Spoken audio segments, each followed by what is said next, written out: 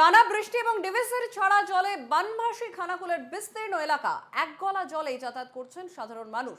অভিযোগ পৌঁছায়নি পর্যাপ্ত ত্রাণ, ভরসা শুধু নৌকোয়। কবে জল নামবে আতঙ্কে ঘুম উড়েছে গ্রামবাসীদের। সেখানেই বানভাসী খানাকুলে পৌঁছে গেল এনকে টিভি বাংলা। সরাসরি সেই ছবি আমরা তুলে ধরছি। এক গলা জলে নেমে যাতায়াত করছেন সাধারণ মানুষ এবং টানা বৃষ্টি ডিভিসির ছড়া জলে বানভাসী পরিস্থিতি খানাকুলের বিস্তীর্ণ এলাকায়। সরাসরি রয়েছেন আমাদের প্রতিনিধি তুহিন পাত্র। তুহিন, যে ছবি আমরা দেখছি কার্যতই মানুষের প্রায় ডুবে যাওয়া পরিস্থিতি, তুমি দাঁড়িয়ে রয়েছো ইভেন এক বুক জলে নেবে, সেখানে যে পরিস্থিতি বানভাসী খানাকুলের বিস্তীর্ণ এলাকা, এই মুহূর্তে কি অবস্থা সেখানে? সাধারণ মানুষ কি বলছেন? প্রশাসনের তরফে কি অবস্থা? দেখো সঞ্চারী, একদম ভয়াবহ পরিস্থিতি খানাকুলে। কারণ আমরা এখন যে জায়গায় দাঁড়িয়ে আছি এটা খানাকুলের রাজহাটি এলাকা। এই রাজহাটি এলাকা কিন্তু খানাকুলের একটা বলা যায় যে মানে সব থেকে বড় শহর। এবং এই এই এলাকাতেই কিন্তু মানুষ বাজার হাট দোকান সমস্ত কিছুটাই আসে গোটা খানাকুল জুড়ে। এবং এই যে পরিস্থিতি তৈরি হয়েছে একদম দেখাবো এদিকে যে এক বুক নয়, একদম একতলা বাড়ি, আর কিছুটা গেলি একতলা বাড়ি সম্পূর্ণ জলমগ্ন পরিস্থিতি। কারণ যে পরিমাণে জল এই এলাকায় ঢুকেছে সেটা কিন্তু খুবই ভয়াবহ পরিস্থিতি হয়ে দাঁড়িয়েছে। আমরা দেখাবো যে এইগুলো কিন্তু সবই দোকান, এই যে দেখাবো এই সমস্ত কিছু দোকান বড়, এটা হচ্ছে খানাকুলের সব থেকে বড় বাজার। আর এই বাজারেই কিন্তু জল ঢুকে এমন ভাবে প্লাবিত হয়েছে যে যেখানেতে জনজীবন সম্পূর্ণ ব্যাহত হয়ে গেছে, যেখানে যোগাযোগ সম্পূর্ণ বিচ্ছিন্ন। নৌকা পর্যাপ্ত পরিমাণে নেয় বলেই এমনটাই অভিযোগ করছে। এবং যে পরিস্থিতি তৈরি হয়েছে তাও কিন্তু খুবই ভয়াবহ পরিস্থিতি। কারণ এই মানুষ যে দুর্ভোগের শিকার তা এই খানাকুলে এলেই তবে বুঝতে পারা যাবে। এবং যে পরিস্থিতি তৈরি হয়েছে তা কিন্তু মানুষ একদম বলা যায় যে সম্পূর্ণ মানে বিপর্যস্ত। এই ডিঙি করেই কিন্তু যাতায়াত করছে এখানকার যারা স্থানীয় বাসিন্দা রয়েছে। তাদের সাথে আমরা একটু কথা বলার চেষ্টা করব। কারণ এই দিক থেকে ওদিক এই যে রাস্তা, সেই রাস্তা পারাপার করার জন্য কিন্তু খুবই জীবনের ঝুঁকি নিতে হচ্ছে। কারণ কোথাও বড় গর্ত আছে, আবার কোথাও বড় খাল আছে। কারণ এই ডিঙি করেই এরা যাতায়াত করছে। আমরা কথা বলবো একটু, কিভাবে যাতায়াত করছেন দাদা? এই তো নৌকায় নৌকা করে এইভাবে যেতে হচ্ছে, কষ্ট সৃষ্টি করে জানের রিস্ক নিয়ে যেতে হচ্ছে মানুষ। এখন এলাকায় জল কতটা রয়েছে? জল এখনো প্রায় 2 মানুষ। আমাদের বাড়িতে এখন 1 মানুষ জল। আমরা ছাদে রয়েছি, না তিরপল আছে না চাল ডাল আছে, কোনো কিছু পরিষেবা নেই। নেতারাও নেই, ক্যাতারাও নেই, কেউ কোথাও নেই। বাড়ি ঘর ধরে কি অবস্থা? বাড়ি ঘরটা বলতে ছাদে তো রয়েছি, বাড়িতে 1 গলা করে জল। কিছু কিছু বাড়ি ডুবে গেছে, যে কোনো কিছু কিছু বাড়ি ভেঙে গেছে, যারা মাটির বাড়ি। লাইট নেই, খাওয়ান দাওয়ানের পরিষেবা নেই। সেই সকাল 8টার সময় আসছি, এই বাজার করে নিয়ে যাচ্ছি। প্রশাসনের পক্ষ থেকে কি ব্যবস্থা নেওয়া হয়েছে আপনার? প্রশাসনের প্রশাসন বলছে যে আপনাদের মতো রিপোর্টাররা আসছে, দূর থেকে ক্যামেরা করছে, নেতারা দেখে নিচ্ছে, চলে যাচ্ছে। কোনো কিছু পরিষেবা নেই। এলাকায় তো গর্ভবতী মহিলা বা অসুস্থ ব্যক্তি রয়েছে। সে আমরা তো আছে তো অনেকেই, কিন্তু যে যেমন পাচ্ছে মাছ ধরছে, কোনো নৌকা গেলে মানুষকে ডেকে নিচ্ছে, এইভাবে যাচ্ছে। সরকারের পক্ষ থেকে নৌকার ব্যবস্থা করা হয়েছে? নৌকা না না না, কোনো কিছু নেই।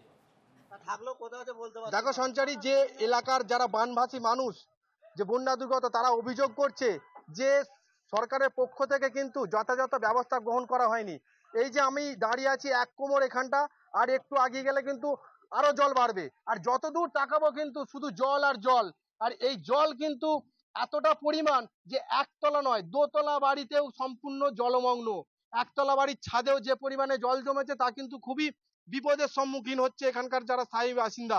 সেই ছবি আমরা দেখতে পাচ্ছি, সেই পরিস্থিতি দেখতে পাচ্ছি, কিন্তু আপাতত গত 1-2 দিনের মধ্যে সেভাবে বৃষ্টিও হয়নি, কিন্তু তারপরেও এই পরিস্থিতি। এরপরে যদি বৃষ্টি হয়, আবারও যদি নিম্নচাপের জের আসে, তখন কি হবে? প্রশাসনের তরফ থেকে কি ব্যবস্থা, কি যোগাযোগ করছে তারা? ত্রাণের ব্যবস্থা কি করেছে তারা? দেখো সঞ্চারী, প্রশাসনের পক্ষ থেকে যেটা জানানো হচ্ছে বারবার ধরে, এবং তারা বলছে আমাদের কাছে যথাযথ পর্যাপ্ত ত্রাণ রয়েছে আমাদের। সেক্ষেত্রে বিভিন্ন এলাকায় যারা বানভাসী মানুষ রয়েছে তাদের কাছে যারা মানে বিভিন্ন আধিকারিক তারা পৌঁছে যাচ্ছে। এবং পানীয় জল সংকট বিভিন্ন এলাকাতেই আছে এমনটা অভিযোগ উঠছে।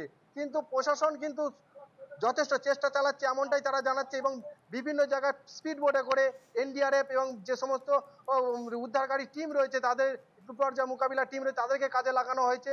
এবং মানুষের যে অভিযোগ যে খানাকুল এমন একটা জায়গা যেখানেতে দ্বারকেশ্বর, দামোদর, মুন্ডেশ্বরী এবং রূপনারায়ণ, শিলাবতী এই সমস্ত নদী একদম সংযোগস্থল, আর যার ফলে সমস্ত নদীর জল কিন্তু এই খানাকুলে এসে জমছে।